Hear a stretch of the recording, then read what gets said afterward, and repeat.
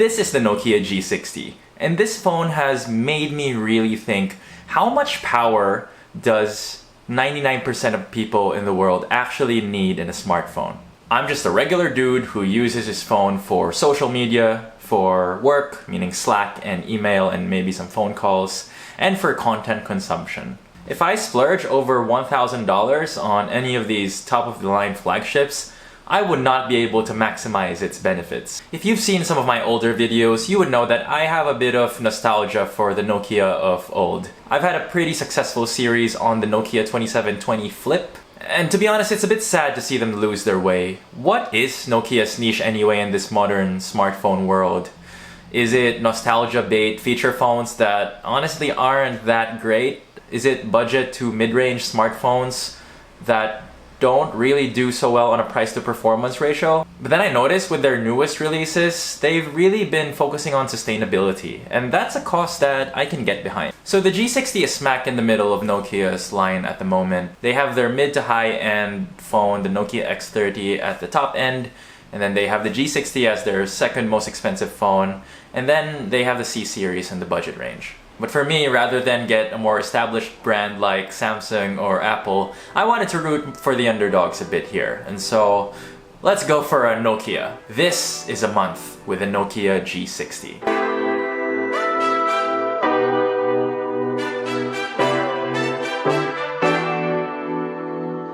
So let's start off with just the overall appearance. Here you have a 6.5-inch screen running 1080p resolution. It's an IPS panel, but it does support 120Hz refresh rate, which this is the first phone that I've actually used with 120Hz refresh rate. I came from an iPhone 8 Plus, and it is pretty smooth. I like it quite a bit. The downside though is that this thing is quite ugly. You have a pretty dated teardrop notch. The bezels are quite thick. But again, I'm coming from an iPhone 8 Plus, so this is already a pretty big improvement from there. Now let's look at the back of the device. The back is made up of 100% recycled plastic, which I love as a new sustainability nut. The sides are made of 60% recycled plastic. Overall, this does give a bit of a speckled look, which I do appreciate. It makes it a bit unique. This does not have waterproofing though. It's only IP52 water resistant, which means that it resists splashes, and that's it. What I do like is that in the SIM tray you have space for either expandable storage or another SIM card. Very convenient for someone who travels frequently. Oh, and there's a headphone jack as well. Oh, how I have missed you. I think this is what I appreciate about budget to mid-range devices. They still have things like headphone jacks and expandable storage. At the bottom, there's a single bottom firing speaker, and look, it's not amazing, but I can hear stuff, and that's enough. That does mean though that when you're gaming or you might be viewing something in landscape mode, your hands might get in the way. But I guess that's what the headphone jack is for. This is what the speakers sound like, by the way.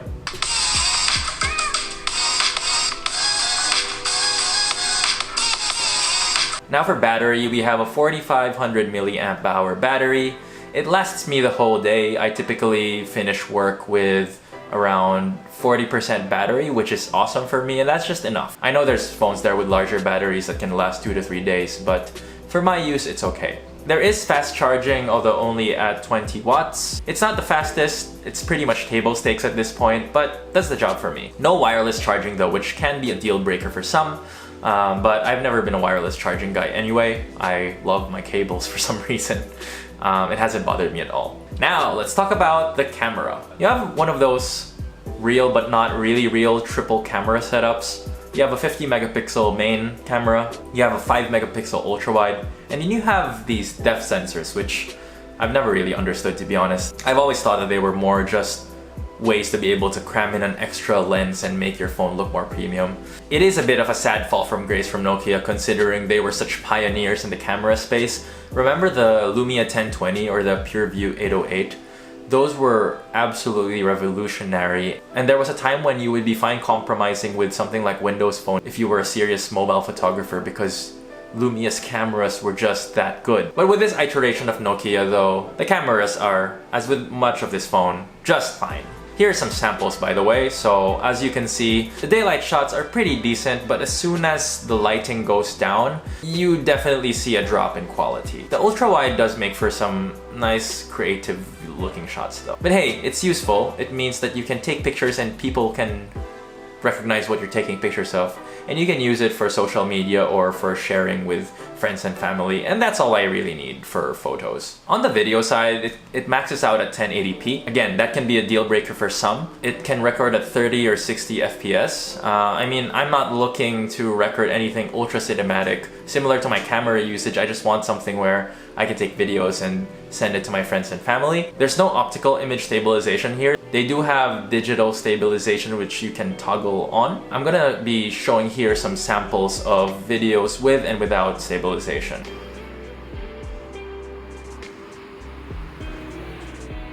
So yeah, it's fine. It's not something I'm gonna be making anything cinematic with. Which is fine, because I have a more than decent camera for YouTube, as you can see here.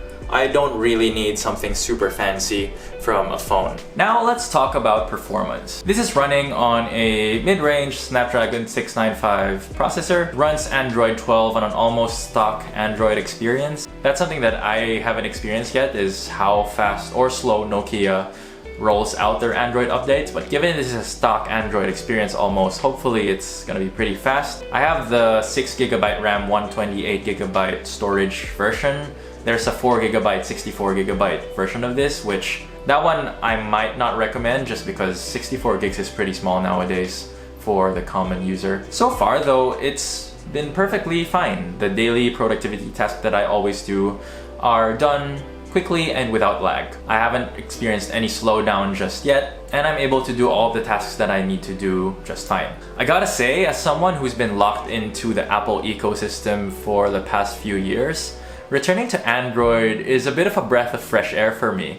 Like, the ability to just easily transfer files even to my PC without going through the iTunes module is so fresh, and I can even have emulators on this thing, which I couldn't do on Apple because they don't allow emulators onto their app store unless you obviously jailbreak your device. And I just love that I can customize the launchers again. I haven't had this much flexibility on my phone in a while, and I've missed that. Alright, let's talk about gaming, which again isn't a high priority for me, but I know people are gonna be interested in it, so I tried to download a semi-popular game called Diablo Immortal. Semi-popular meaning very much hated. And it's shown mixed results for a game that I assume is a bit more resource demanding than a common casual game. I'm on low settings here, and there's still some frame rate drops during busy areas. I do my gaming primarily on a Nintendo Switch though, so this is not really a priority for me. But again, if it is for you, then this might be a deal breaker. Look somewhere else. I am sure there are more powerful gaming focused phones at this price point. Let's talk about overall value though. So this phone can be had for well below 400 AUD if you are looking for the right deal. I bought this phone for 350 AUD, which is around 250 USD, I think. I'll put the right USD equivalent up here. I would say it is what you expect from a phone at this price range. It does the basics really well, and there's a lot of compromises that could be deal breakers for some, but thankfully not for me. It's definitely worth calling out that there are so many players in this space who do certain things really, really well. Some will have much better cameras like the Pixel 6a. Some will have beefier specs, stronger processors. Some will be more focused on gaming. But what Nokia is selling here as their unique selling point is sustainability. Not just with the recycled materials, which is commendable obviously, but they are claiming that they'll be able to give you 3 years of Android updates, 3 years of security updates, and 3 years of warranty. Now, I've been out of the Android game for 3 years now, and this is really big for its price. I remember back in 2019 when I was still on Android, flagships from companies like Samsung would only give you 1 to 2 years of Android updates, if any. And seeing the main players like Samsung and Google also stretch their number of years of support, even for their budget and mid-range devices, is amazing. It's worth calling out here that Nokia claims it can do 3 and Samsung claims it can do 4 years on their budget A series.